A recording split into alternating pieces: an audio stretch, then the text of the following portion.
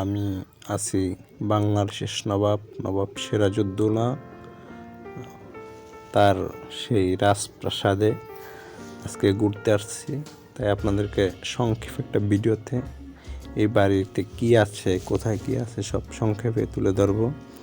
আপনার যদি দেখতে থাকেন, বাড়িতে যা আছে সব কিছু আমি আজকে আপনাদের দেখানোর চেষ্টা করব।